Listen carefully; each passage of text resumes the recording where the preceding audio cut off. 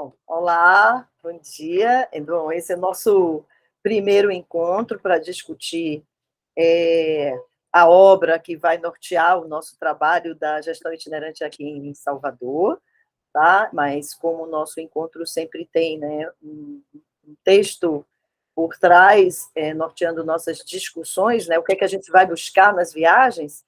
Então, nesse momento agora, nós vamos começar a discussão sobre Líderes se servem por último, que é de Simon Sinek, né?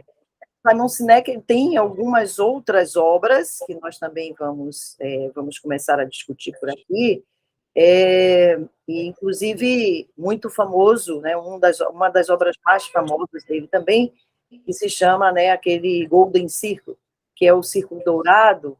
Ele fala dos porquês, né? Comece sua fala com o porquê que você engaja pessoas, né? Isso serve tanto para a parte comercial como na liderança. E como esse outro livro, né, que é focado mesmo na liderança, né, o Círculo Dourado, ele é focado na comunicação.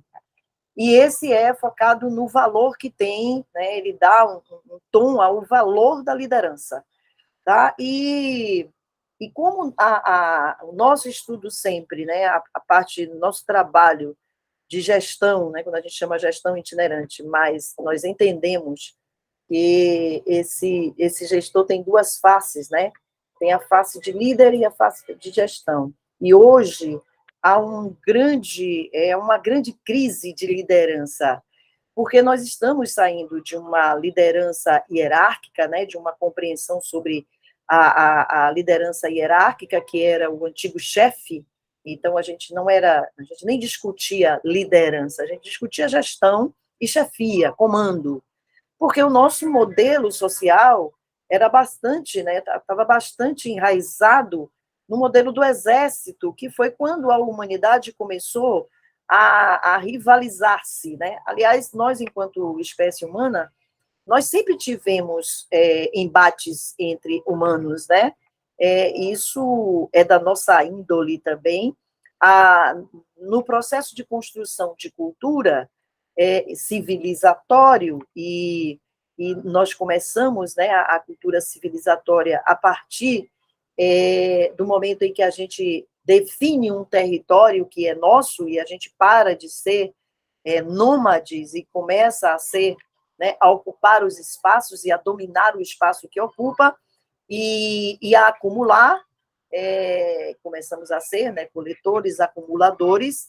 Nesse momento de sermos acumuladores, nós começamos a também ter a ideia de troca, de domínio, né? E essa ideia de troca, de domínio, né, a gente sempre copiou muito o modelo dos grandes mamíferos, né, que é nossos primeiros professores sociais, né, e esses grandes mamíferos, esses momentos dessas levas, né, dos grandes mamíferos, a gente sempre observou que existia um comando de um líder alfa, né? Então toda manada tinha um líder alfa que comandava a manada, e a partir daí nós aprendemos sobre liderança, essa liderança central que comanda. E muito desse modelo fez com que nós nos organizássemos para a defesa do território, né? E os nossos primeiros movimentos de defesa tem esse modelo, né, mais de exército, modelo de guerra, de um líder, né, de um comandante e a tropa. E assim aprendemos, né? A chefia veio daí, né? Um comandante para a tropa obedece o que a chefia fala.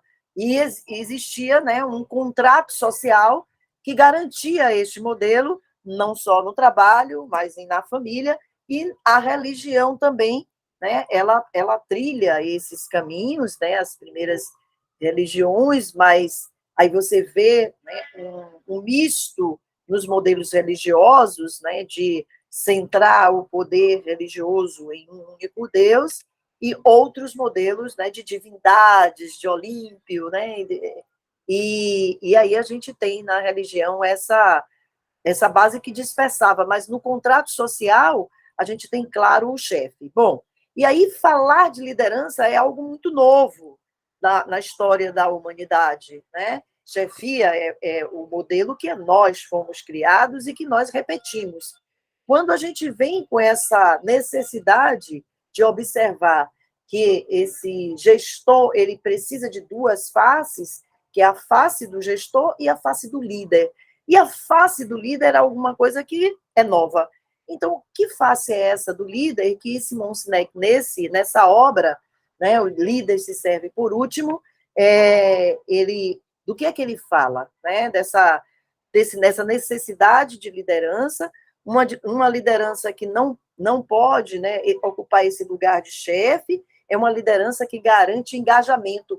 Por que a gente está falando tanto, quando a gente fala de liderança, vem logo a garantia de engajamento? Porque hoje a gente está vivendo uma sociedade que ela não é obediente, que ela não é formatável, né? Ela não está mais na condição de formar cidadãos, né? Os cidadãos são livres e cada vez mais essa individualidade desse sujeito contemporâneo tem nos desafiado como indivíduos tão empoderados de si, tão individualizados, como que consegue trabalhar coletivamente em grupo. Essa é a grande crise hoje nossa. Indivíduos fortes, com propriedade de si, discutindo as leis de contratos, né, discutindo os contratos sociais, e todos esses contratos sociais estão em revisão, e a gente vive um caos social que precisa, né, de construir essa ideia de uma liderança mais distribuída, porque o líder alfa não cabe mais. Então, a gente tem que sair desse modelo de espécie, dos nossos primeiros exemplos, né, que somos mamíferos, e não nossos primeiros exemplos da espécie, né, dessa classificação de mamífero, foram os mamíferos de manada e do líder alfa. Como que agora a gente deixa de ser esse líder alfa, né, esse chefe, e passa a ser um líder mais distribuído, passa a conviver com uma liderança mais distribuída, que ora você assume, ora você é seguido e ora você segue, porque esse é o modelo da sociedade contemporânea daqui por diante, porque esses indivíduos empoderados de si, eles não são obedientes. Então, precisa de argumento, precisa de propósito, precisa de mais coisas para que ele se engaje em alguma proposta, seja ela de trabalho, social ou qualquer.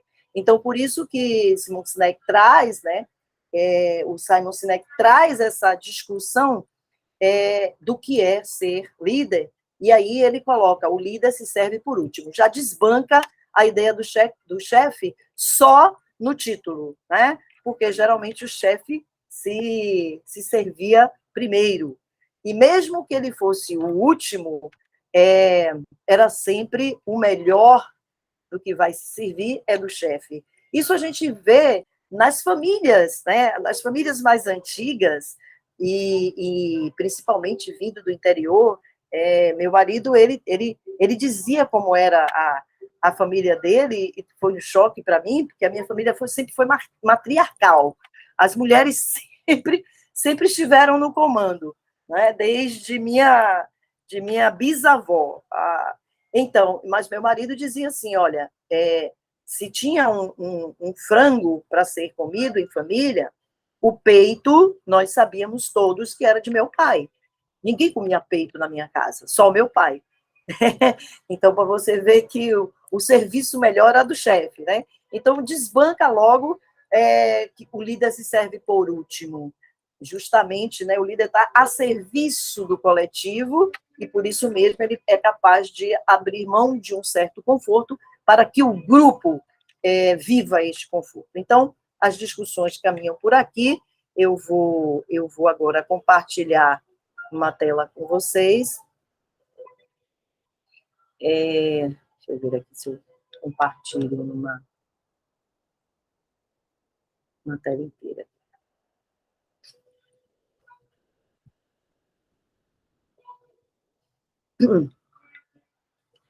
Que aqui a gente vai se baseando justamente nessa ideia.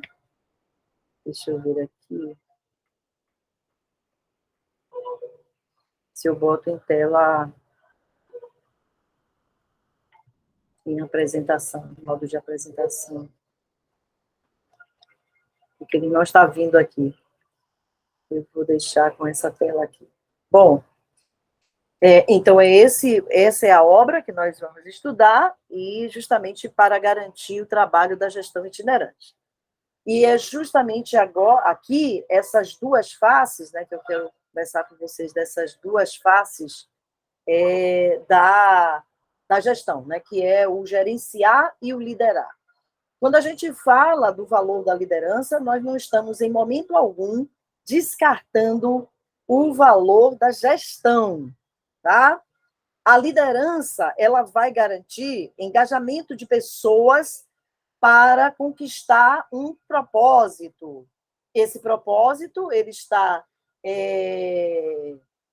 identificado em objetivos estratégicos que estão, né, desdobrados em metas estratégicas, e essas metas são, né, caminhada e perseguida por planos de ação, tá? Então, é para dar conta deste processo, desse desenho de gestão de um objetivo que a liderança serve, né? Então, dentro de uma organização, trabalhar com foco na liderança é um objetivo de engajar as pessoas para cumprir as metas estratégicas e os processos descritos para o alcance dessas metas, que é justamente a parte de gestão. Então, não existe liderança dentro de uma organização, não existe liderança favorável à organização se ela não estiver a serviço dos objetivos estratégicos, tá? Então, isso é claro, precisa ficar claro para a gente. Se você diz assim, não, eu sou uma líder, o meu grupo me reconhece como líder, e você, né, com a sua liderança, não consegue engajar pessoas para cumprir os objetivos estratégicos da organização, essa não é uma liderança que está a serviço da empresa, tá? Então, essa liderança que nós vamos falar é justamente, né, com foco em manter as pessoas engajadas, né, atentas e desafiadas para os objetivos estratégicos da escola, né, ou de qualquer empresa, qualquer organização. Então, portanto, gestão e liderança são as duas faces, né, desse líder, tá? Então, é por isso que a gente traz, porque às vezes a gente foca muito na liderança e esquece que a liderança é para ficar a serviço dos objetivos, e a gente às vezes nem define o objetivo. Então, como que você lidera um grupo sem para onde você vai, né? Aí volta aquele gato de Alice. Se não souber, né, o que você quer, nem para onde você quer ir, qualquer lugar é lugar e não vai dar em lugar nenhum, né? E você não vai saber quando você alcançou a coisa, né? Porque você não sabe o que é a coisa, né? De novo, aquela também historinha que fala sobre a busca da felicidade, né? E aí, às vezes, né, então é uma historinha de um andarilho que busca a felicidade, e em alguns momentos ele se depara com a felicidade, só que como ele não define o que é a felicidade fica ao alcance dele em vários momentos da caminhada dele, e ele conversa com a felicidade dizendo, não, eu estou buscando a felicidade. Ele não consegue enxergar a felicidade porque ele não definiu qual é a felicidade que ele quer viver, tá? Bom, e aí, quando a gente fala de liderança, a gente está falando de clima organizacional, de uma garantia de manutenção de um clima organizacional favorável ao cumprimento das metas estratégicas. Então, se você tem uma meta estratégica, né, que a gente estudou lá atrás como a única coisa, então é necessário que, uma vez que se define as metas estratégicas, que essas metas sejam a única coisa do gestor, principalmente do CEO, né, que são os donos do negócio, né, ou o mantenedor do negócio, que é essa fala, né, esse clube, a quem esse clube serve, para vocês, donas do negócio. Então, Se vocês não tiverem focada na única coisa de vocês, que são os objetivos estratégicos, as metas estratégicas da organização, essas são as únicas coisas de vocês. Para que essas metas sejam alcançadas, vocês precisam de liderança. E a liderança é que vai garantir esse clima organizacional favorável ao cumprimento de meta.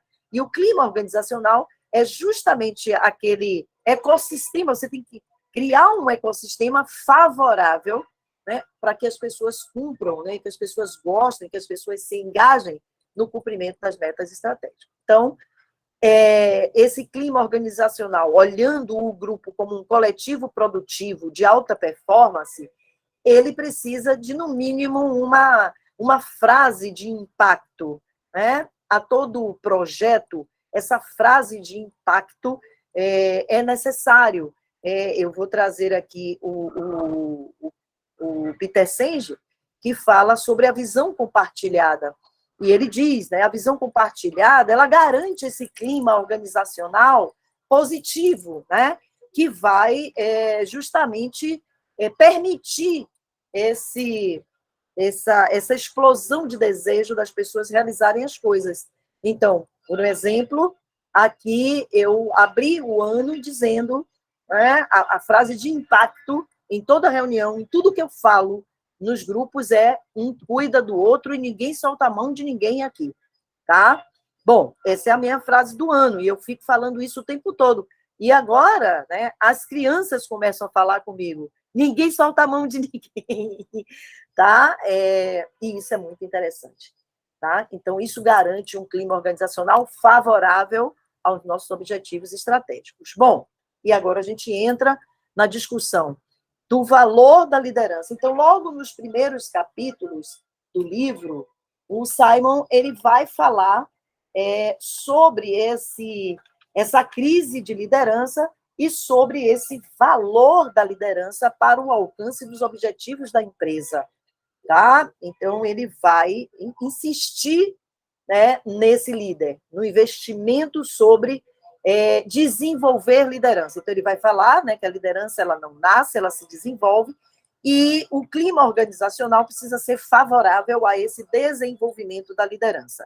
E aí eu trago, para complementar o texto de Simon, a estrutura de liderança, né, da qual eu trabalho, e também base da minha formação de coach, que está nesse tripé. Eu falei na semana passada com vocês, e estava devendo, né, a terceira estrutura, que era a relação, né? Então, confiança, relação e linguagem. Bom, se começa essa história de liderança pela relação, tá? Então, há uma necessidade de você se relacionar com a sua equipe de todas as formas, né? Aí a gente vai falar sobre essa visão integral do indivíduo, né? Então, esse colaborador seu, né, que está na sua organização, antes de ser um colaborador da sua organização, ele é alguém que tem uma história de vida, que tem as suas motivações individuais, que tem uma estrutura de vida fora da sua empresa e que precisa ser conhecida, reconhecida, porque você precisa trazer o humano dele, que é o de melhor, né? É o conteúdo, é o melhor conteúdo para o desenvolvimento da liderança, é você compreender que o seu coletivo é feito por humanos, e humanos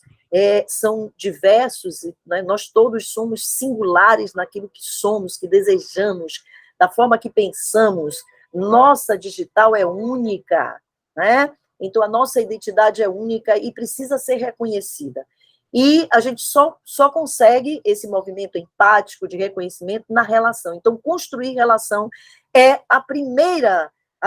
deve ser a primeira preocupação do líder.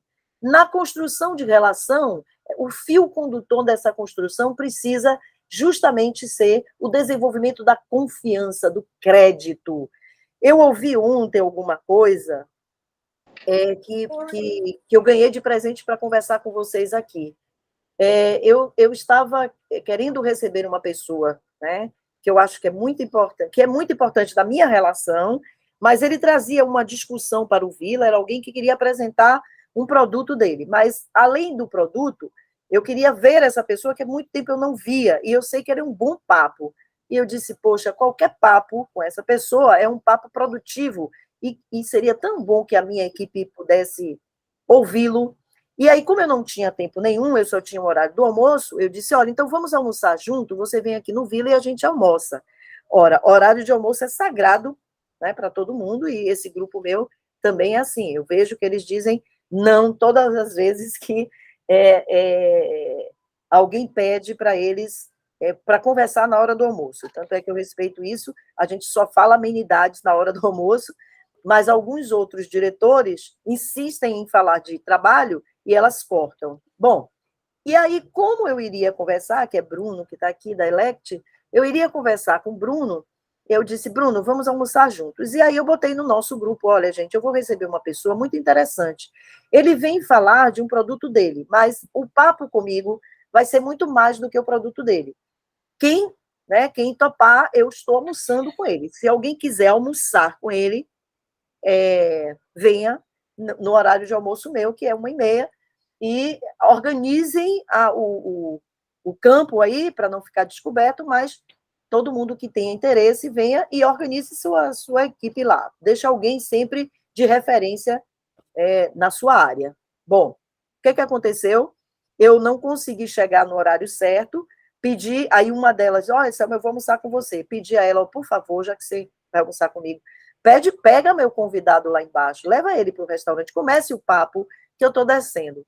Bom, quando eu desci, elas já estavam no maior papo, todas, né? Arrumaram uma mesa que ficasse todo mundo junto, dentro do restaurante, e estavam conversando. E aí eu cheguei, um outro diretor viu, e aí eu convidei ele para vir para a mesa, e ele disse, você está fazendo reunião na hora do almoço? Eu disse, não, eu estou almoçando com o meu grupo. Aí ele, tá. Eu digo, vem para cá, senta aqui. Ele sentou.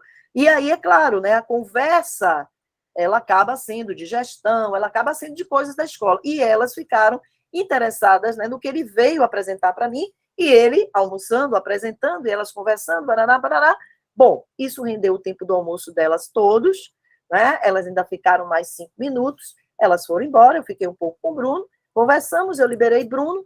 Quando eu vim para cá, elas tinham, como era o dia do amigo, foi no dia do amigo, não sei se foi ontem ou anteontem, elas vieram para cá, me trouxeram um bolo para a gente tomar café depois do almoço, e elas disseram assim para mim, olha bem, Selma, olha, a gente estava dizendo aqui que você tem uma forma que a gente não consegue dizer não para você, porque você acabou, né, que a gente acabou usando o nosso horário do almoço para conhecer alguma coisa, e sim, a gente estava em reunião. Quando o Marco falou, você está fazendo reunião, ninguém compreendeu que aquilo era uma reunião, que aquilo a gente estava ali almoçando com você, mas ao mesmo tempo, depois a gente aqui te esperando, a gente disse, a gente almoçou com ela, mas também a gente discutiu coisa de trabalho. E aí a gente estava vendo assim, poxa vida, você fala tanto sobre liderança com a gente, e é assim, né? A gente trabalha sem nem sentir, mas a gente trabalha o desejo de estar com você. A gente não percebe que a gente está trabalhando. Bom, não quero ficar como exemplo, né? Mas eu estou trazendo o exemplo, né? Exatamente do que eu estou falando. Isso é relação, isso é confiança, isso é crédito. Então, é esse crédito que eu estou falando, né? Em alguns momentos a gente tem perrengues também. A vida não é só maravilha. Mas exatamente esse exemplo é um exemplo bom, tá? Que é construir relação, e elas sabem, toda vez que elas precisam de alguma coisa, agora mesmo uma chegou chorando, o pai vai se internar, e ela tem um evento aqui, eu disse, olha, depois de 9 horas, você pode ir cuidar do seu pai, que eu vou ficar com a coordenadora, vou fazer o papel de orientadora numa boa, e você vai cuidar de seu pai, sabe? Isso é construção de relação, isso não é chefia, tá? É construção de relação, e isso garante confiança. Agora, a linguagem é o disparador disso tudo. Por isso que a gente está falando de comunicação não violenta o tempo inteiro. A linguagem fala, o corpo fala, as palavras falam, tá? Então, às vezes, a gente até quer fazer alguma coisa, mas a forma de falar é uma forma tão descuidada que o outro, que não estabelece confiança, não estabelece relação, aí você fica no lugar de chefia, mesmo você não querendo ficar, mas a forma com que você fala. Então, a linguagem também é muito importante, ela precisa ser dosada, ela precisa ter uma sonoridade, lembra que a gente estudou isso? Ela precisa ter uma sonoridade que entre nos ouvidos dos outros e que não crie resistência. É a linguagem que faz a resistência, é a forma com que você fala, não é o que você fala, né? Então, a gente precisa modular, né, essa linguagem para a equipe. Por exemplo, a forma que a gente fala, por exemplo, a forma que eu falo aqui com a equipe técnica, eu tenho que me preparar quando eu vou para uma reunião com a equipe de apoio. Várias vezes eu fiz reuniões não proveitosas com a equipe de apoio e eu tive que modelar a linguagem, porque você acaba tendo a relação com pessoas, né, do nível de linguagem, de repertório seu, que quando você vai para né, um grupo que não tem esse mesmo repertório, você esquece de modular o seu repertório para aquele público, e aí você acaba sendo inatingível. E aí você não constrói relação, portanto, não cria confiança, então você não lidera aquele grupo.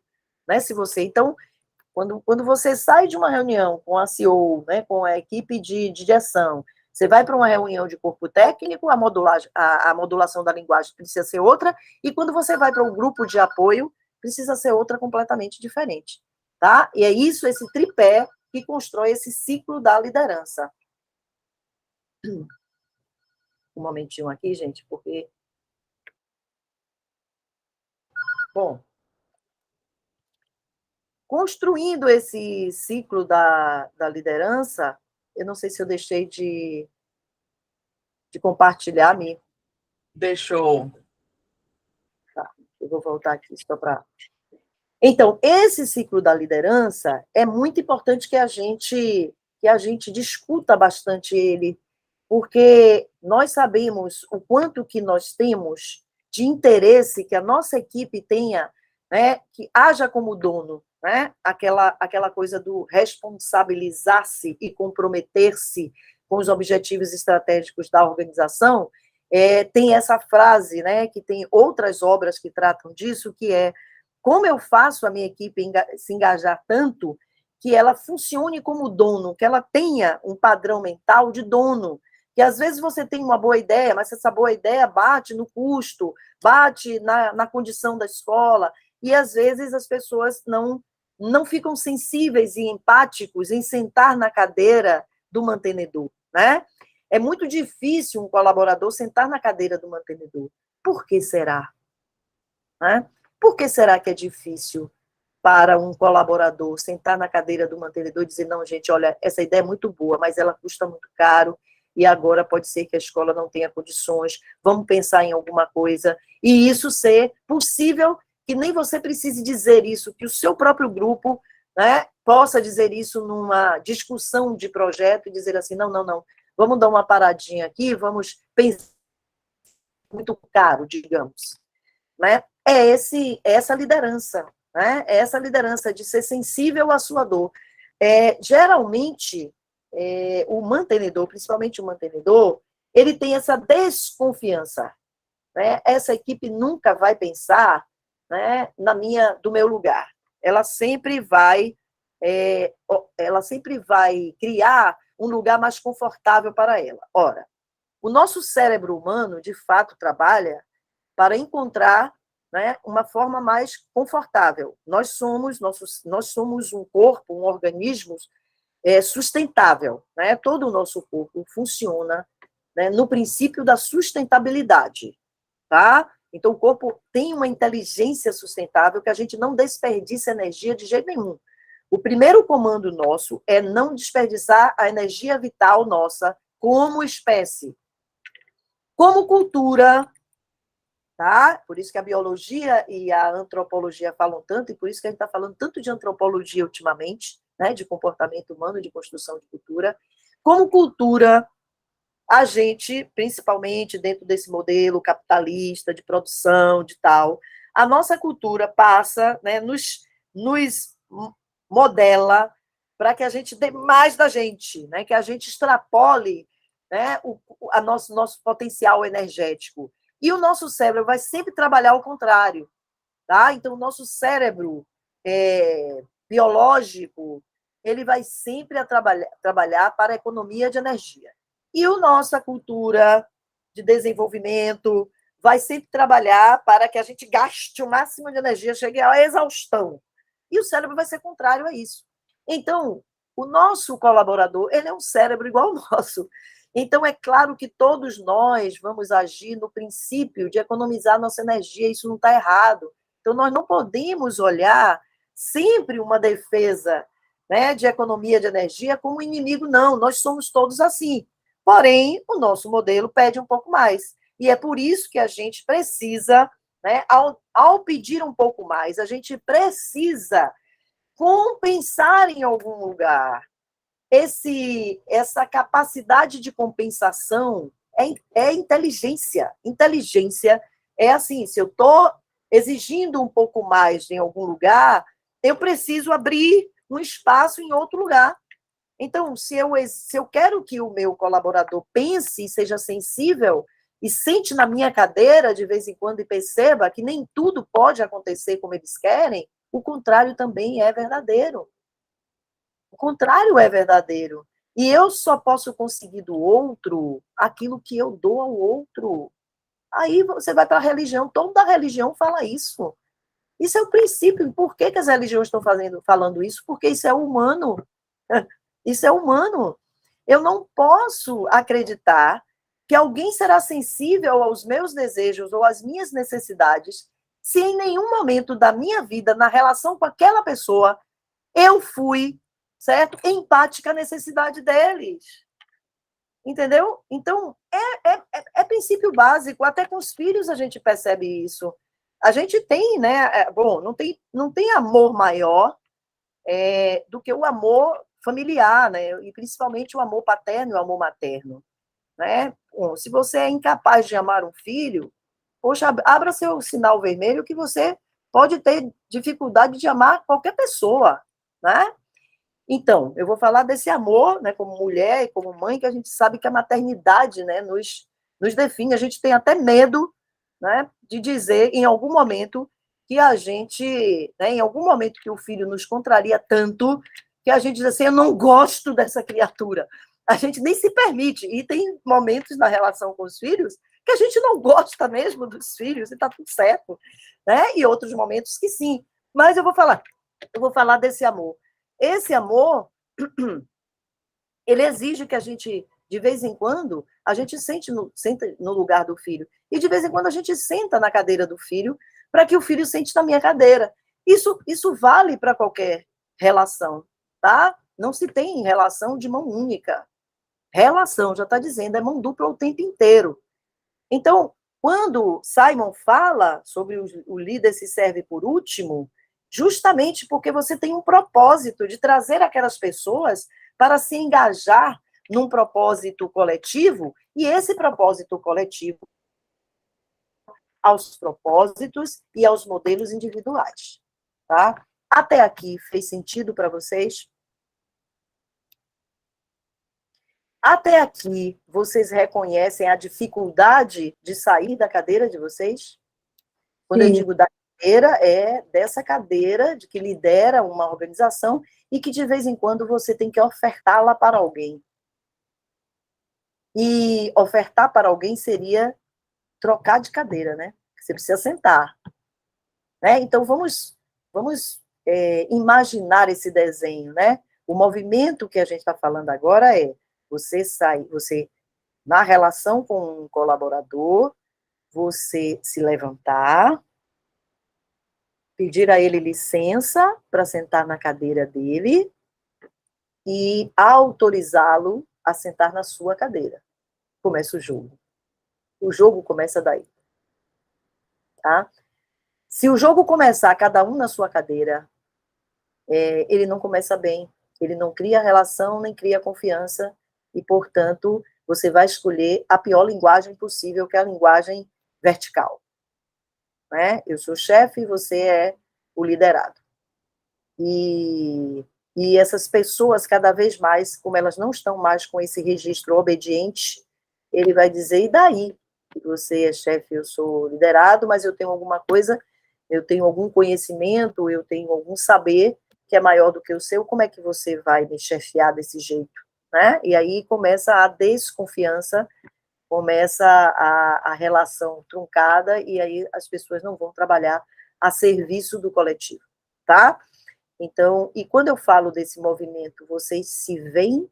Quais são as perspectivas, qual é o sentimento que vem quando eu falo disso? Genuíno. Difícil, fácil, como é isso?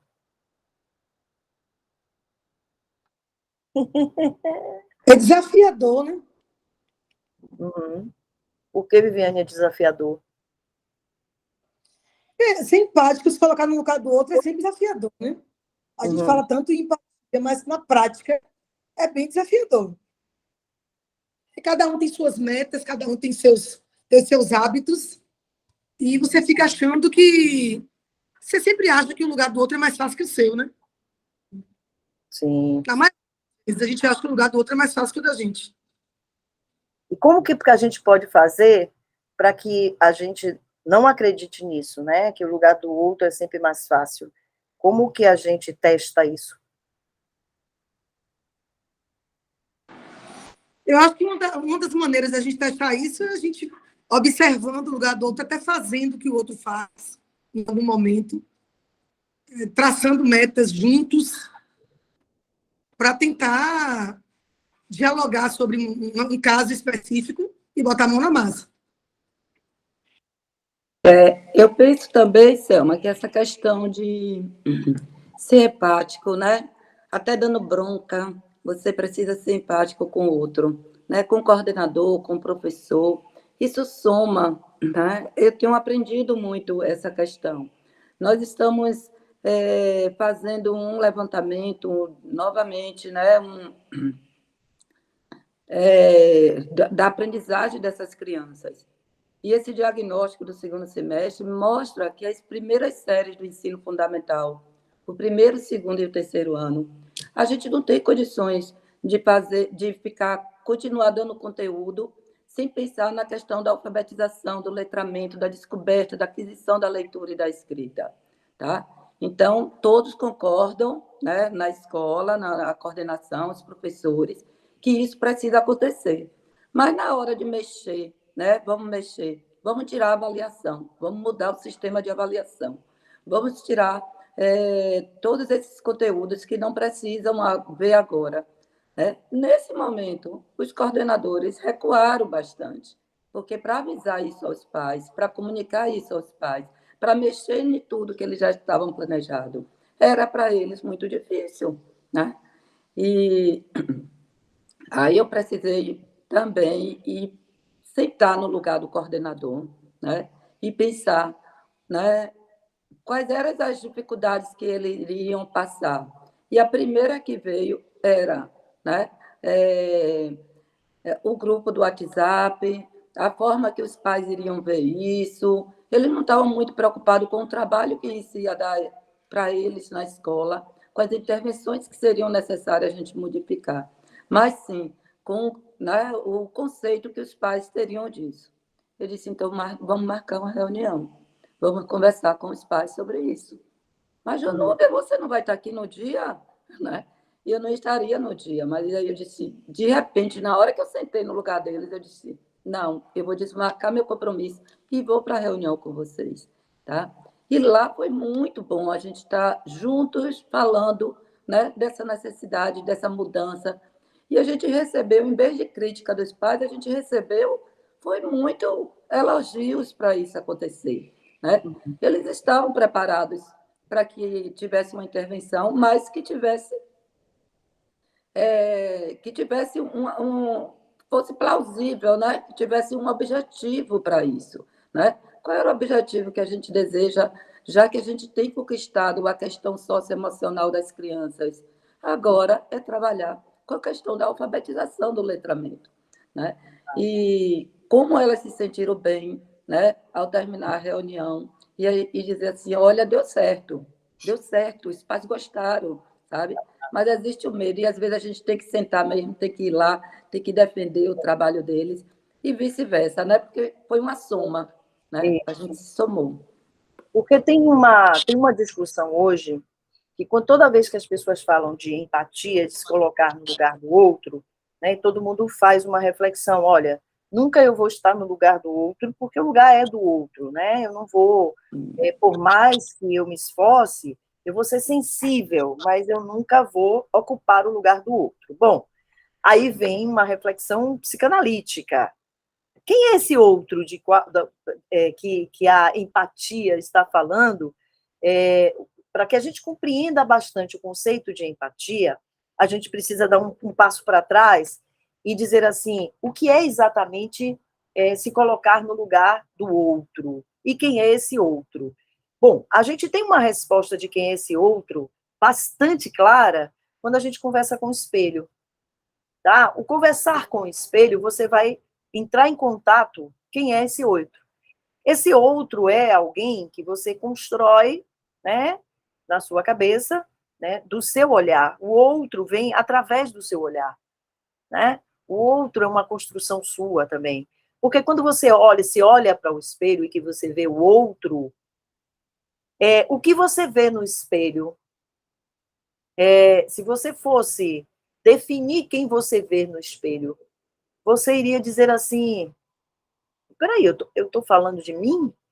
Mas eu não sou isso que eu estou dizendo no espelho. Esse é o outro. Esse é o outro. O outro, né, a capacidade de olhar o outro é você buscar o que é de mais humano, você nietzschiana, né, de carteirinha, que é você. O outro é o humano, que tem todos nós. Então, sim, a gente pode sentar no lugar do outro, porque não esse outro, né, de uma construção superficial, mas esse outro onde nós nos encontramos todos, onde temos o mesmo lugar de humano, de construtores de sentidos e significados, de um outro que tem uma cultura por trás, de um outro, né, que atua em espaços diferentes, de forma diferente, e nisso todo mundo é igual, todo mundo é o outro. Os problemas do outro é que são do outro, né? E você tem outros problemas. Mas, em muito, a sua reação e a sua leitura sobre os problemas que você tem são muito parecidos todos nós. Então, o difícil para a gente fazer esse movimento empático é a dificuldade da gente se encarar no espelho também. Então, por isso que a gente diz assim, é muito importante quando a gente lida com um grupo, com uma equipe, quando a gente lidera, a gente se conhecer muito. Conhecer, né, as nossas fragilidades também, né? Não só o narciso tem que ir para o espelho, né? Porque geralmente quando a gente vai para o espelho, a gente se depara com o nosso narciso. A gente fala de nós de uma forma, né, encantadora, e isso é o normal. Né? Quando a gente olha no espelho e acha feio, né, é o que nosso narciso está doente, né, está doído, e é o outro extremo, né? Então eu estou tão de mal com mal, então eu não consigo enxergar algo bom em mim, como que eu vou enxergar no outro? Eu não vou enxergar no outro. Então eu preciso me trabalhar para ir para o outro. E na condição de líder, eu preciso entender que eu preciso gostar muito de gente para liderar. Porque senão eu não consigo liderar se eu não gosto de gente. E aí é por isso que eu tenho que me trabalhar. Então, esse é um exercício difícil, porque é difícil que a gente quebre nosso narciso, sabe? É difícil que a gente faça essa leitura de nós mesmos, é difícil que a gente se compreenda que o outro está em mim, tá? Eu sou o outro, tá? Eu sou o outro no momento que eu me olho e que eu me analiso e que eu vejo das minhas fragilidades, eu vejo das minhas potências, eu me reconheço, eu vejo das minhas dificuldades, quais são as minhas crenças limitantes.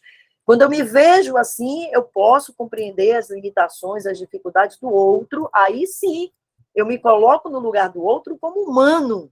O outro erra, porque eu erro. O outro chora, porque eu choro. O outro é sensível, porque eu sou sensível. E aí fica muito mais fácil esse movimento empático, porque olhar o outro do meu lugar e do meu lugar egóico, eu nunca vou realmente ter movimento empático nenhum. Eu só vou ser sensível, talvez, à dor do outro, mas pouco importa. Tá? Então, é por isso que eu preciso gostar do que vejo, tá? Não exageradamente, né? Mas no tamanho que o espelho me mostra, sem maquiar nada. Esse é o grande exercício psicanalítico, inclusive, né? Bom, e isso é importante para o líder. Voltando a Simon, né, a Simon Sinek, ele vai falar também, aí eu vou voltar a compartilhar com vocês aqui, que ele vai falar desse exercício aqui, dos dois paradigmas que a liderança precisa ficar muito atenta. O trabalho por obrigação e o trabalho por orgulho. Tá? A gestão e o chefe, ele vai estar sempre centrado no trabalho por obrigação. Você tem um job descript aqui da sua função e você precisa executar no padrão que a organização quer, de qualidade, de excelência, é isso que você precisa fazer. Essa é a obrigação. Agora, trabalhar por orgulho tem a ver, né, com você atingir a motivação desse outro e esse outro abraçar o seu propósito. Porque trabalhar com orgulho tem que ser propósito. E nós precisamos encontrar onde estão os propósitos da nossa organização, mas os propósitos humanos. Mesmo que eu tenha o propósito do negócio, quanto mais humano esse negócio tiver, quanto mais elemento humano, de colaboração humana esse propósito tiver, mais engajamento você vai ter da equipe. Bom, como nós estamos falando agora de gestores em educação, não tem nada, né, mais humano de construção cultural do que a educação. Então, a educação é um valor humano. Então, a gente já tem aí, né, um benefício muito grande da gente reverter nesse modelo de chefia para modelo de liderança, porque o nosso serviço é um serviço que tem valor humano nele, né, logo de saída. A gente precisa só melhorar a nossa entrega desse valor humano, né, a embalagem desse valor humano, que é ou no nível de qualidade, que é o mínimo que a nossa lei, inclusive educacional, pede. A educação precisa ser minimamente de qualidade, ou no nível, né, mais diferenciado da excelência.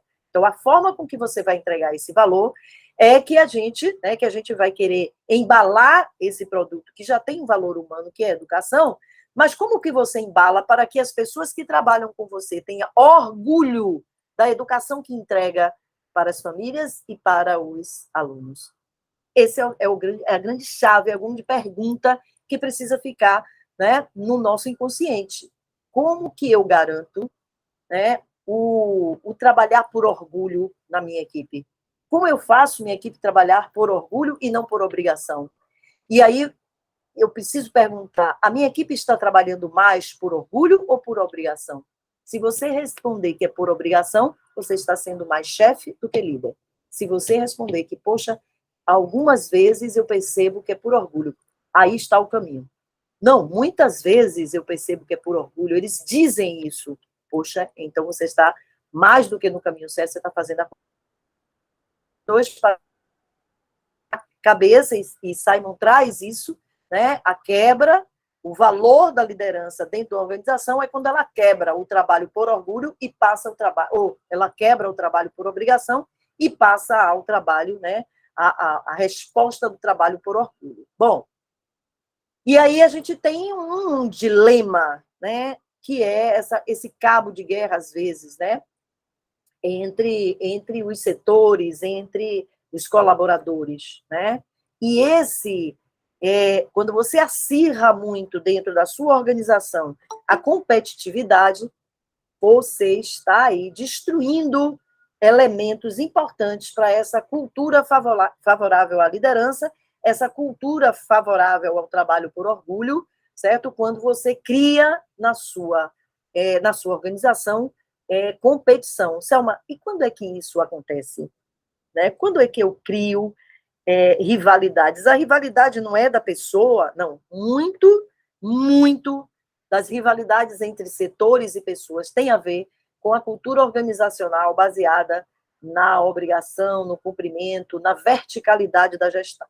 Tá? Então, é o que ele diz, a verdadeira liderança protege a organização das rivalidades internas, que podem destruir essa cultura né, que é de colaboração. Né?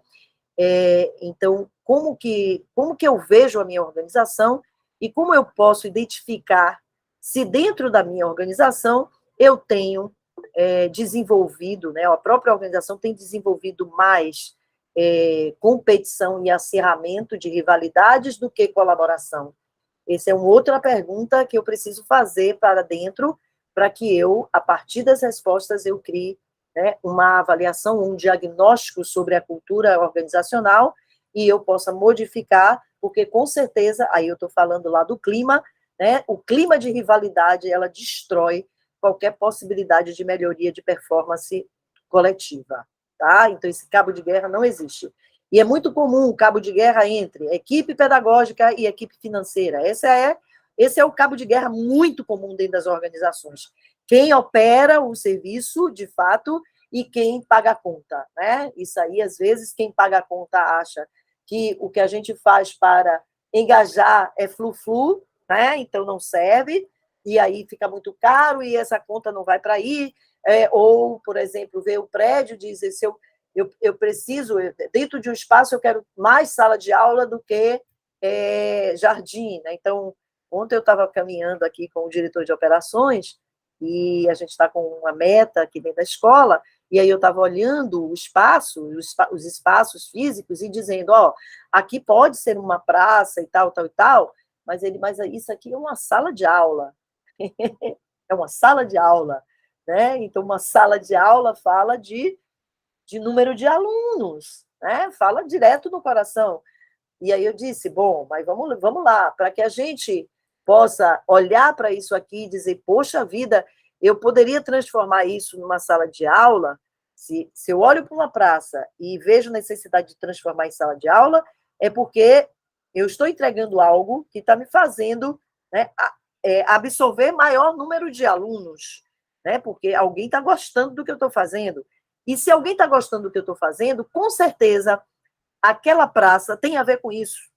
Eu não posso tirar a praça para botar uma sala de aula, porque eu posso estar numa decisão que futuramente eu vou amargar essa decisão e eu não vou saber o que exatamente aconteceu, que eu perdi, que eu estou perdendo turmas. Talvez tenha sido aquela praça que você destruiu porque você estava ganhando naquele momento que você destruiu, você estava ganhando e você não percebeu que a praça tinha, né, tinha uma ação sobre esse ganho seu. Você foi tirar justamente o coração da atratividade que você tinha. Então, isso é muito comum nas decisões de gestão. E por quê? Porque você não conseguiu colocar todo mundo com o mesmo objetivo, com a mesma sensibilidade. E aí a rivalidade está constituída. Eu estou defendendo a praça e alguém do financeiro está defendendo sala de aula. E se você não cuidar disso, pode ser que eu esteja errada defendendo a praça, pode ser. E pode ser que ele esteja errado. Mas se a gente ficar no caso de fato é tirar a praça e botar a sala, ou é manter a praça e tirar um outro espaço, que talvez seja, do meu ponto de vista, diminuir o espaço de administração. Os espaços de administração corporativa é muito grande. Pode ser que eu esteja errada? Pode ser, a gente está no início da discussão, mas é essa cultura colaborativa que eu tenho que dizer o seguinte, o que ele está me dizendo faz sentido. Eu não posso achar que ele está me dizendo asneira. Faz sentido o que ele está me dizendo. Mas se eu também entendo que aquilo é valor e ele não está vendo, eu tenho que me esforçar para mostrar isso. E nós dois, ao entender disso e trabalhando a serviço, certo? Tanto do negócio, e olha que eu não estou a serviço do prédio, nem o meu serviço, a serviço do negócio, a gente vai encontrar o melhor caminho, né, para os objetivos estratégicos da empresa. Nem eu, nem ele. Né? É a empresa que vai falar. E aí a decisão vai ser uma decisão nossa. Isso evita o cabo de guerra. Mas se um ficar puxando para um lado e outro para o outro, a gente vai tomar uma decisão do mais forte, né? A decisão vai ser do mais forte, e nem sempre a decisão do mais forte é a decisão mais assertiva para a organização, e esse é um trabalho da liderança. A liderança, quando escuta um cabo de guerra, diz, olha, eu tenho que agir ali, porque não é Eu tenho 2 profissionais muito bons, eles não podem estar em cabo de guerra, eles têm que estar juntos. E é por isso que a gente precisa compreender o valor aí da mediação, da liderança, e aí não é gestão, é liderança, trazer para si, dizer, vamos lembrar qual é o nosso propósito, por que a gente está discutindo essas coisas, o que é mesmo que a gente quer, para deixar todo mundo, né, junto de novo, né? E ninguém solta a mão de ninguém, que é esse o meu propósito desse ano. Bom, justamente por isso que a liderança é responsável, né, pelo engajamento, e aí houve, o Simon traz no livro uma pesquisa, né, uma pesquisa que vai dizer sobre a postura da liderança quando é chefe, e você vê, quando o chefe, ele traz o chefe sempre, porque é a base, né, de compreensão que a gente tem do líder. Quando o chefe ignora completamente seus colaboradores, 40% se desengajam. Quando o chefe critica os seus colaboradores regularmente, 20% só se desengajam, mas você percebe que já reduz, né? Quando ele ignora completamente, é um volume muito grande de desengajamento. Quando ele, né, não ignora, então, mas ele critica, isso já cai, né, para 22, mas a crítica ainda a depender de como você critica, ela pode ser desastrosa na questão do engajamento. Mas quando ele reconhece algum talento, né, e o Wiki não saiu, e ele, né, reconhece isso, valoriza isso e coloca isso em evidência, ele dá um feedback positivo para esse talento que a pessoa quer, e ele oportuniza a pessoa, né, se realizar nesse talento e valoriza o talento, aí ele diz, o engajamento o desengajamento cai para 1%. Eu não coloquei aí, mas cai para 1%. Então, você veja o valor que tem, tá? Você ter uma boa liderança. E aí eu digo para você, esse valor é tão grande, que vocês, como mantenedores do negócio, se perceberem que vocês não estão prontos para esse lugar, porque vocês ainda não estão trabalhadas em si para assumir esse lugar de liderança, e você tem alguém na sua equipe que já aponta muitas habilidades e competências para assumir lugares de liderança, distribua isso. Então, na hora que você for apresentar uma meta estratégica, se você perceber, né, que você não tem força, né, não tem força de potência para engajar no seu discurso, busque alguém que tenha e transfira a liderança para esse alguém naquele momento. Por isso que as lideranças, né, olhar a liderança como uma estratégia e a liderança compartilhada como uma estratégia favorece. Porque nem sempre você, como mantenedor, vai ter isso. Mas você não precisa contratar alguém, né, para ser esse mantenedor, ou ser esse gestor do seu negócio. Você pode ser. Só que você, ao entender das suas fragilidades, em algumas frentes, você busca na sua equipe quem pode, né, defender esse propósito, ou essa meta, ou esse objetivo para você, junto ao grupo, e aí você coloca essa pessoa naquela posição de liderança para aquela função, para aquele objetivo específico, e depois você vai redistribuindo a liderança a partir das suas necessidades, e você vai vendo onde que você encaixa no seu perfil de liderança em algumas frentes.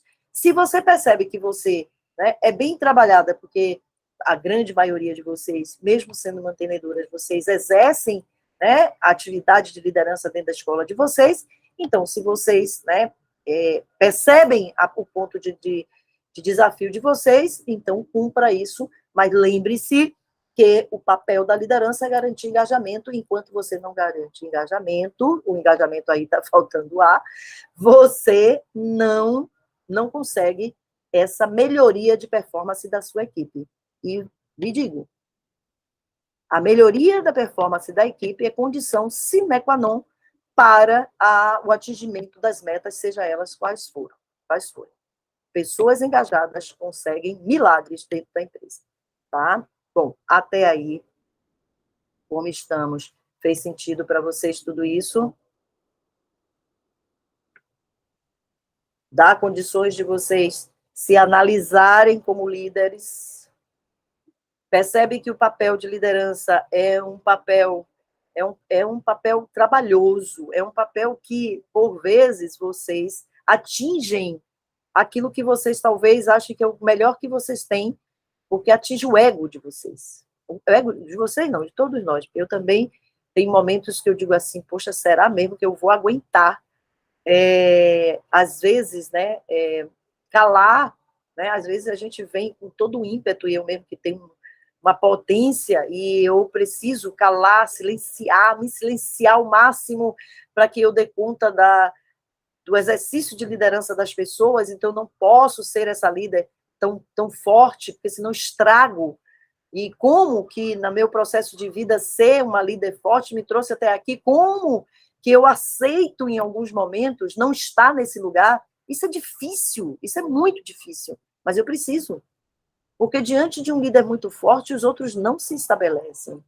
Fica sempre dependente de você. Isso é horrível. Tá? Então, cada vez que aqui dependem muito de mim, eu digo, não estou fazendo o meu papel como eu gostaria. Porque dizer é fácil, fazer é difícil. Né? Ler, Simon, falar com vocês, poxa vida, tá belo. Atuar, atuar e me ver atuando e ter as minhas críticas, esse é um grande trabalho, gente. Mas a gente só começa assim. A gente só vai começar a ocupar o lugar de liderança se a gente topar, nos silenciar em alguns momentos e olhar no espelho e dizer assim, eu estou vendo mais algo tão belo, mais belo do que todos, ou não. Né? Então, enquanto eu estiver olhando para o espelho, né, lá a Cinderela, enquanto eu estiver naquela postura de Cinderela, espelho, espelho meu, existe alguém mais lindo do que eu não estou liderando a ninguém. O espelho sempre vai dizer sim, né? Ou ele vai dizer não, aí é Narciso. Não, a pessoa mais bela é você. Aí é Narciso. E aí você vai dizer não, o que eu penso, o que eu sei, né? É tudo melhor do que o outro, então eu vou ouvir só para não dizer que eu não ouço. Mas eu não vou, porque tem isso, é pior, viu? Quando a gente se finge, né? Se finge de alguém que topa o outro, de alguém que dá espaço para o outro, e o outro aí acredita, e você ouve, obrigada, e você não faz nada do que você ouviu, certo? É pior ainda, você mata a confiança desse com você, e aí matou confiança, quebrou lá os 3 ciclos da liderança, né? Relação, confiança e... Eu sempre me esqueço relação e linguagem. Tá? Relacionamento. É a relação, a confiança e a linguagem. Né? Então, você quebra a confiança. Aí, você quebra a confiança, acabou, né? Então, você tem até relação, porque você ouve, as pessoas gostam de você, mas você não faz nada com aquilo que você ouve. Então, você tem relação, mas não tem confiança. Tá? Você pode até ter linguagem, porque você chega bem, mas não tem confiança. E não tem confiança, não fechou o ciclo, não vai acontecer engajamento. Tá? Bom, eu queria... É bom que a gente vá devagar, porque essa é a etapa mais difícil, que eu estou colocando vocês, né, no divã, né, e trazendo a leitura de Simon para colocar vocês no divã, e é importante colocar vocês no divã, para que vocês se olhem, se escutem e digam assim, qual é, né, o meu perfil de liderança, até aqui, qual é a minha crença sobre liderança, não é nem perfil ainda, qual é a minha crença sobre liderança, né, como que eu me vejo nesse lugar, o que é que eu tenho de potência já, e o que é que eu tenho para ser desenvolvido, e criar um plano de ação para desenvolver a sua liderança. Né? Ao mesmo tempo, o que é que eu tenho de gestão, porque percebe que a liderança está voltada para a gestão. Então, sempre se pergunte olhando para os seus objetivos estratégicos. Tá? Então, por exemplo, Viviane trouxe, na semana passada, né, o foco em prospecção e fidelização. Ora, esse foco de prospecção e fidelização, todos têm. Percebe? Todo mundo tem. Esse é um problema que todo mundo tem. E que precisa, né? Precisa pensar sobre como eu sustento aqueles que estão na minha escola, como eu atraio outros que estão na minha escola. Esse pensamento é um pensamento primeiro, né? Porque se é negócio, eu tenho que ter gente pagando o negócio para que ele seja cada vez melhor, né? Bom, mas como eu faço isso? Como eu faço isso? Como eu penso em fidelização e como eu penso em prospecção? Pensar em fidelização é o que é que eu estou fazendo que contempla a expectativa de quem está aqui. Essa é a pergunta. E o que é que eu estou deixando de fazer que quebra a expectativa e as pessoas com a quebra de expectativa ela vai sair, tá? Então, como eu posso garantir que as pessoas que chegaram aqui, se matricularam na minha escola, que viveram a escola fique, ela tem que ser atendida na expectativa dela. Se ela chegou na sua escola com uma expectativa que a escola não vai alcançar, porque você fez uma campanha, né? Uma campanha muito a mais do que você pode entregar, porque às vezes o problema da fidelização não está no trabalho que está sendo feito, está na expectativa que você criou antes do cara vir. Né? Se você diz, olha, aqui vocês têm vivências, laboratórios de última geração, profissionais excelentes, uma experiência fantástica, você vai ter que entregar tudo isso, porque você criou expectativa. O cara vem para isso. Se na primeira ele não vê tudo isso, quebrou confiança, lembra? Pronto. Quebrou confiança, quebrou engajamento, até do cliente. O cliente precisa estar engajado também. Então, percebe que o papel de liderança não é só de vocês para com a equipe de vocês, é de vocês para com também o cliente de vocês. Se vocês se colocam no lugar de líder para o cliente, esse cliente não vai sair de você. Agora, você tem que olhar a sua campanha. Antes de mais nada, qual é a escola que eu estou vendendo? A escola que eu estou vendendo é a escola que eu estou entregando? Se você disser não, você está com um grande sinal vermelho na sua fidelização. Então, para fidelizar, eu preciso, de fato, entregar aquilo que eu me comprometi. Ou, se eu não consigo entregar aquilo que eu me comprometi, eu errei na campanha, eu preciso voltar para essas pessoas e fazer um novo contrato, uma nova venda. Então, a estratégia pode ser vender a escola novamente para as pessoas que estão aqui, porque elas compraram a escola que eu não consigo entregar. E pode ser que você conseguia entregar essa escola há 3 anos atrás, a escola que você vendeu, que as pessoas tinham antes da pandemia, você conseguia entregar. Depois da pandemia, você não vai conseguir entregar. É uma nova venda para quem está dentro? É. E você tem que fazer essa campanha interna também. Percebe? E, inclusive, para o seu profissional. Né? Então, às vezes, o profissional que estava no tempo das vacas gordas, trabalhando para você, que era contemplado em muitas coisas que você não consegue mais fazer, porque você está vivendo uma situação diferente agora, não é a mesma escola. Então, você tem que fazer um recontrato com todo mundo. O recontrato que eu estou dizendo não é um contrato comercial, mas é um recontrato no propósito. É um recontrato subjetivo. Você tem que vender essa nova escola, porque Selma, a minha escola não é mais aquela escola que era antes da pandemia. Eu não consigo mais, né? Eu não consigo mais entregar para o meu funcionário aquilo que eu entregava antes. Bom, então é outra escola que você está, né, que você está fazendo com ele. Ele está trabalhando numa outra escola, não foi a escola que ele veio trabalhar. Bom, então você tem que voltar para ele e dizer, ó, a escola agora é assim. A condição minha é essa, mas eu continuo com o mesmo propósito, eu continuo querendo voltar ao que eu fazia, mas eu vou precisar de vocês, mas agora a escola é essa. Ó, sair da minha cadeira e pedir a eles para sentar, humildemente, tá? A mesma coisa para a família. Eu consegui entregar coisas antes que eu não consigo mais, porque eu não tenho um número de funcionários mais, porque eu não tenho alguns serviços que eu tive que fechar, sei lá o que eu tive que fazer, eu preciso fazer um recontrato com essa família.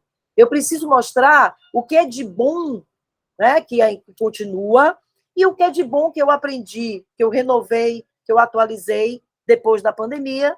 Né? Eu vou dizer, ó, eu não entrego mais isso, mas ó, eu entrego isso, que é novidade. Eu não entregava antes, mas agora eu entrego. Então, precisa fazer.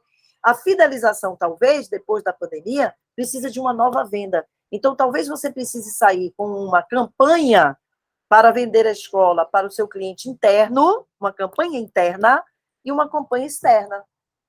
tá? A campanha externa vai dizer, claro, da escola que você tem hoje. Você não vai fazer campanha com a escola que você não tem mais. E você tem que ter cuidado, porque às vezes a gente entrega a nossa campanha para terceiros, tá? Sem ter um convívio com a escola. Não façam isso, sabe? Para sair uma campanha, não deixe só a equipe de marketing, se não é a sua, se você contratou uma equipe, não deixe só ela se relacionar com você, porque às vezes você é quem menos sabe sobre sua escola. Narciso de novo. Às vezes você fica tanto no seu gabinete, mas tão focado no negócio, que você não ronda, você não vê a escola. E tem gente que vê. Então, se você olhar para o espelho e dizer, ó, você não tem domínio total da sua escola, chame quem tenha para essa conversa com o marketing.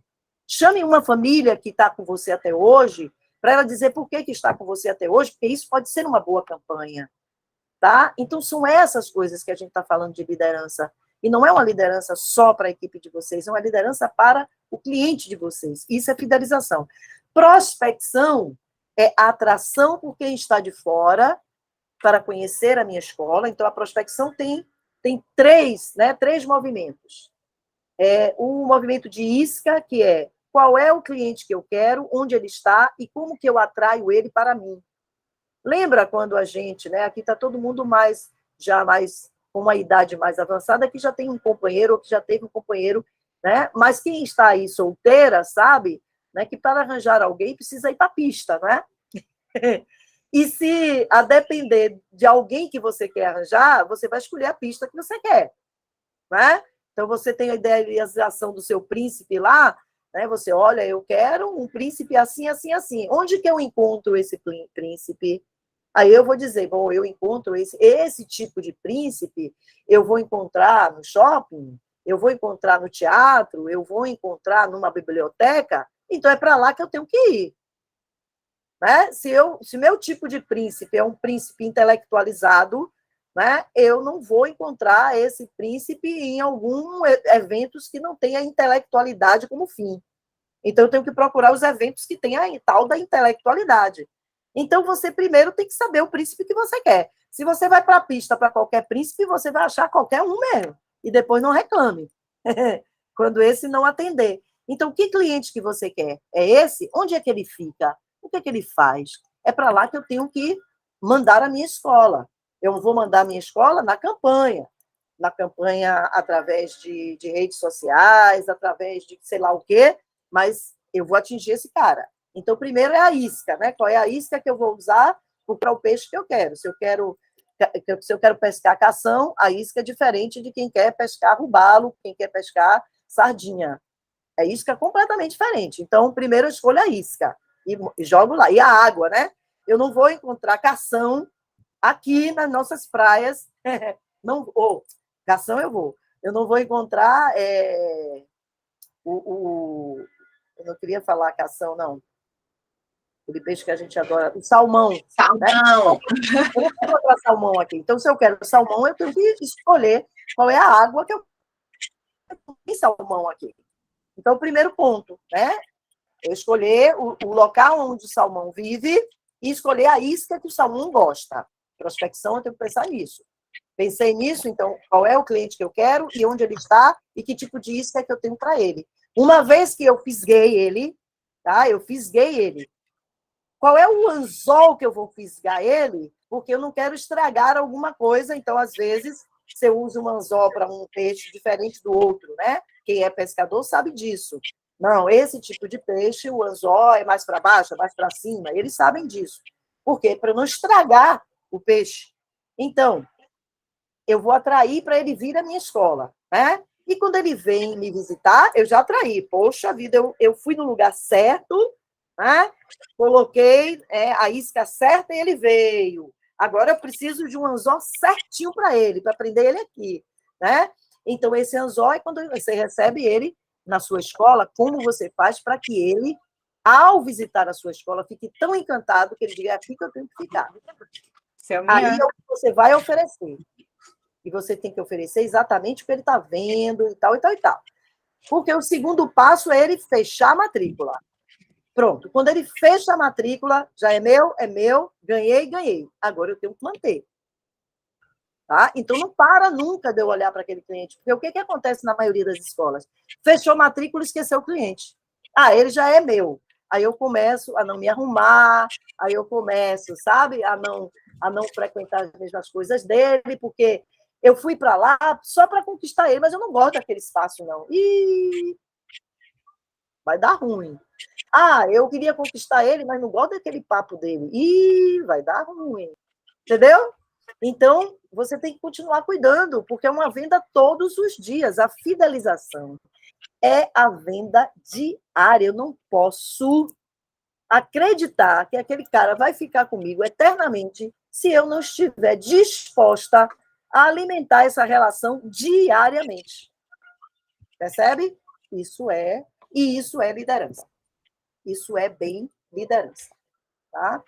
Então, é o que Simon fala. A verdadeira liderança é isso. Diga.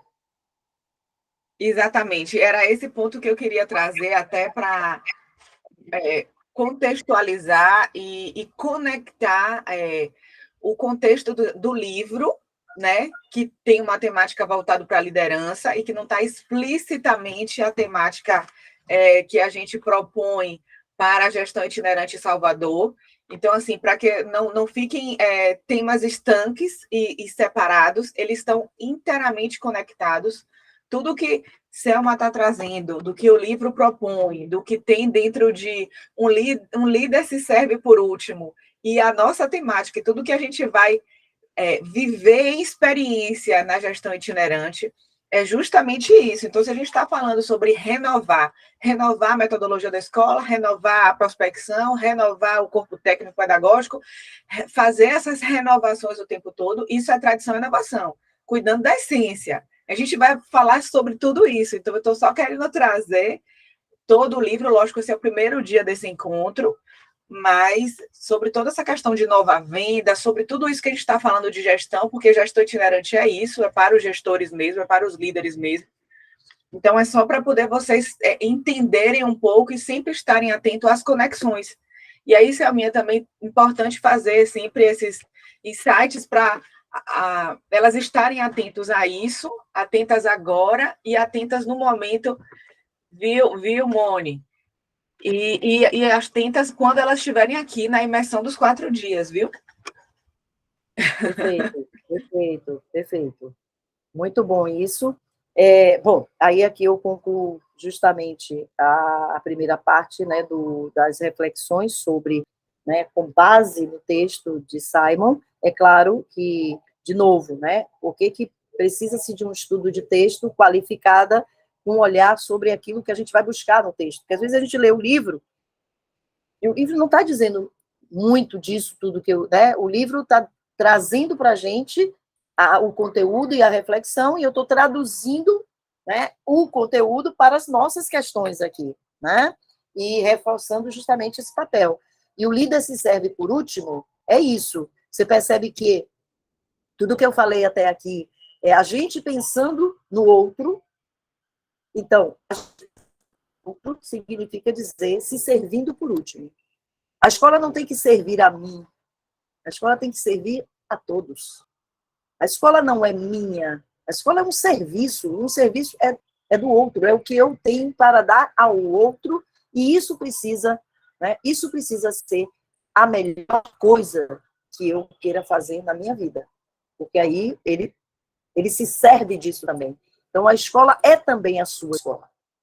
É na escola que você também aprende e que você também se realiza. Então, se você, gestor, não se realiza na sua escola, certo? Como que você vai você vai fazer a sua escola servir ao outro se ela não serve para você? Então, é o primeiro passo, né? É o primeiro passo. Viu? Bom, eu fiz uma apresentação disso, que Milene tem algumas letras faltando aí, Milene vai colocar à disposição de vocês, mas eu fiz um segundo momento da semana passada, que foi aquelas perguntas para Viviane. O que é que eu avaliei ali?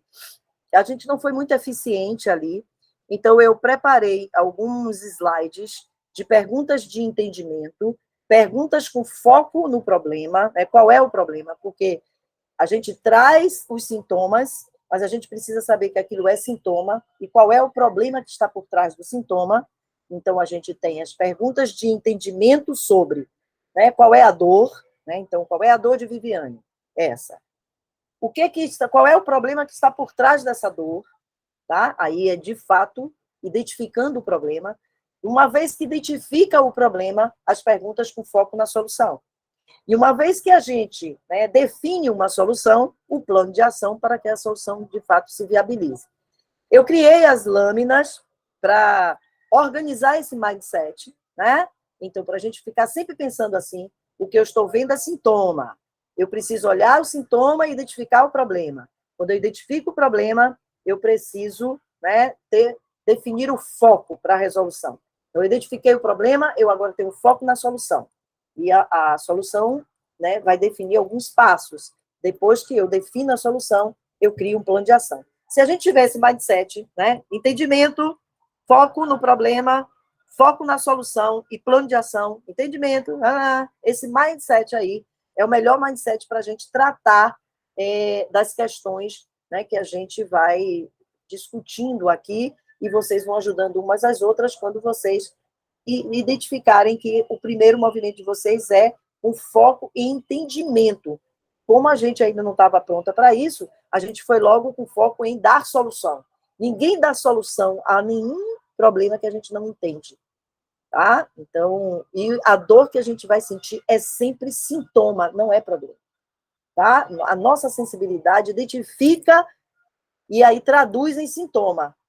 O sintoma quer dizer, estou com um problema, mas o problema não é esse ainda. Eu tenho que aprofundar um pouco para saber daquele sintoma que tipo de problema é. A mesma identificação de uma doença. Né? Você vai para o médico com sintoma, você não sabe o que você tem. Né? Você sabe o seu estado. Qual é o seu estado? Eu estou com dor de cabeça, eu estou com dor no ouvido, eu estou com dor no estômago, eu estou... Isso não é ainda a doença. Né? Agora, por que você está com dor de cabeça? Por que você está com dor no ouvido? Aí eu vou aprofundar, eu vou pesquisar. Quando eu pesquiso, eu tenho um diagnóstico, eu tenho um problema. Ah, essa dor de cabeça sua é um problema que você está no seu aparelho digestório. Você tem uma gastrite, uma coisa assim. Pronto, já tem um problema? Já. Ah, então, como se trata a gastrite? Pronto, foco na solução.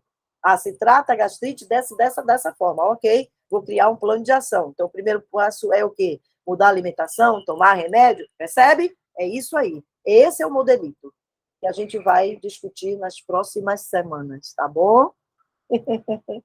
Até aqui eu tô com... Não sei se vocês estão ouvindo, Milene pode desligar agora se quiser, mas eu tô com jogos internos.